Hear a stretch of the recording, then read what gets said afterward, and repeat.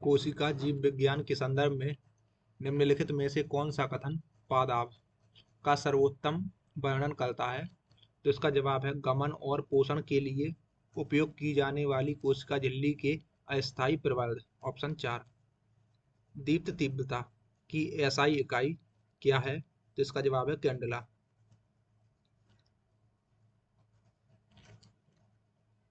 निम्नलिखित में से कौन सा अनुच्छेद भारत के नियंत्रक और महालेखा परीक्षक से संबंधित है?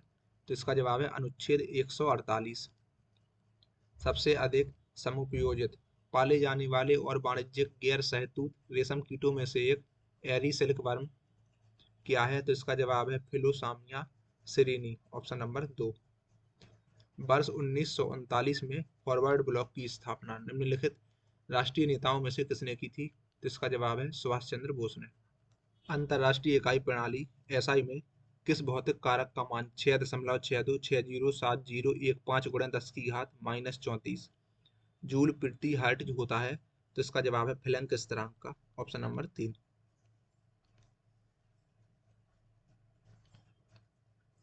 उस नीले फ्लोरोसेंट रंजक का नाम बताइए जिसका उपयोग जीवित या स्थिर कोशिकाओं के रंजन के लिए किया जाता है? तो इसका जवाब है DAPI।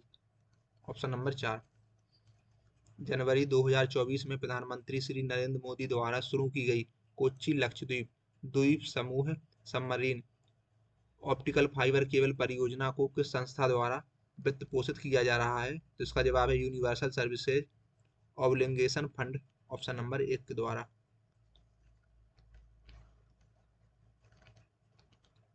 निम्नलिखित में से कौन सा अरुणाचल प्रदेश में आदि समुदाय का सामाजिक धार्मिक त्योहार है? तो यह है सोलुंग उत्सव। Option number 4। भारत के निम्नलिखित बायोस्फीयर रिजर्व का उत्तर से दक्षिण तक का सही क्रम क्या है? तो इसका जवाब है डिब्रू सैखोवा मानस और नोकरेक। तीनों एक क्रम में है। Option number 1। शेरछिप जिसने जनगणना 2011 में सबसे अधिक साक्षरता दर्ज की निम्नलिखित में से किस राज्य का एक जिला है? तो वो है मिजोरम का। लखनऊ और गाजीपुर को जोड़ने वाले उत्तर प्रदेश के पूर्वांचल एक्सप्रेसवे का उद्घाटन भारत के प्रधानमंत्री द्वारा किस वर्ष में किया गया था? तो इसका जवाब है 2021 में। केंद्र सरकार ने पेट्रोलियम परिचालनों को डैश से अलग करने के लिए अगस्त 2024 में लोकसभा में तेल क्षेत्र विनियमन और विकास संशोधन विधेयक 2024 प्रस्तुत किया। तो पेट्रोलियम परिचालनों को खनन से अलग करने के लिए। Option number 2। भारत सरकार द्वारा शुरू किए गए नव भारत साक्षरता कार्यक्रम में किस आयु वर्ग को शामिल करने का लक्ष्य रखा गया है? तो इसका जवाब है ऑप्शन 1 15 वर्ष और उससे अधिक के।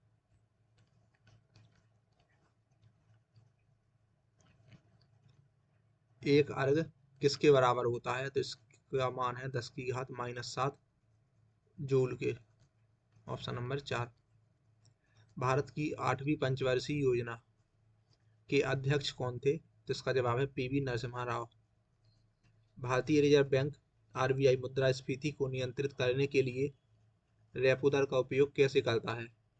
तो रेपो दर में वृद्धि करके और बैंकों के लिए उधार लेना अधिक महंगा बनाकर अर्थव्यवस्था में मुद्रा आपूर्ति में कमी करता है। Option number 2। घटम शब्द कर्नाटक संगीत प्रदर्शन में प्रायः उपयोग किए जाने वाले किस ताल वाद्य से संबंधित है? तो इसका जवाब है मटका से। Option number 3।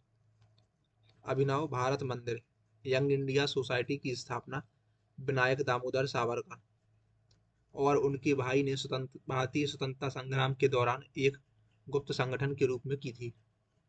भारत में मिशन पोषण 2.0 योजना किस वर्ष में शुरू हुई? तो ये हुई थी 2021 में।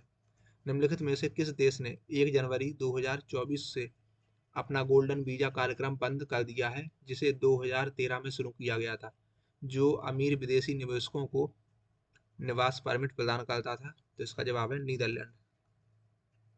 नागरिकता अधिनियम 1955 के अंतर्गत भारतीय मूल के व्यक्ति को भारतीय नागरिक बनने के लिए कितने वर्षों तक भारत में निवास करना आवश्यक है? तो इसका जवाब है 7 वर्ष तक। भारतीय संविधान के अनुसार भारतीय मूल के किसी व्यक्ति को भारतीय नागरिक के रूप में पंजीकरण के लिए पात्र होने हेतु न्यूनतम निवास अवधि कितनी होनी चाहिए? तो वो है 7 वर्ष।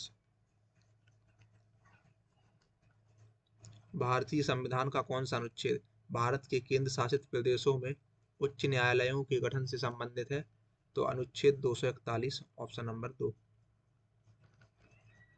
निम्नलिखित में से दिल्ली के किस सुल्तान ने कृषि के विकास के लिए दीवान ए कोही नामक एक नया विभाग शुरू किया था? तो इसका जवाब है मोहम्मद बिन तुगलक ने।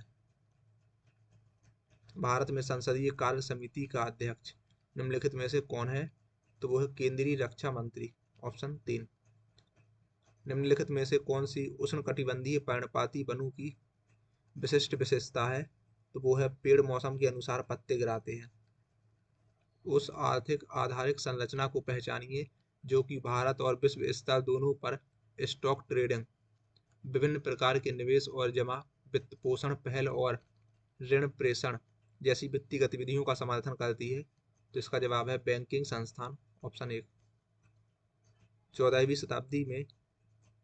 14वीं शताब्दी की दूसरी तिमाही के दौरान दक्षिण भारत में 3 स्वतंत्र साम्राज्य स्थापित हुए। निम्नलिखित में से कौन सा इसका भाग नहीं था? तो इसका जवाब है दौलताबाद, ऑप्शन 1। निम्नलिखित में से किसने द इनहेरिटेंस ऑफ लॉस पुस्तक लिखी है? तो इसका जवाब है किरण देसाई ने, ऑप्शन 3। अक्टूबर 2024 में बांग्लादेश के खिलाफ खेली गई T20 क्रिकेट सीरीज के लिए भारत की टीम का कप्तान किसे बनाया गया था? तो इसका जवाब है सूर्य कुमार यादव को। नवपाषाण स्थल कुपागल किस राज्य में स्थित है? तो यह है कर्नाटक में। निम्नलिखित में से कौन सा अधिनियम भारत में उच्च न्यायालयों की स्थापना से संबंधित है?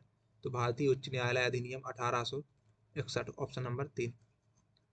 भारतीय नौसेना और बांग्लादेश नौसेना के बीच द्विपक्षीय अभ्यास का चौथा संस्करण बोंगो सागर 2023 के माह में आयोजित किया गया था।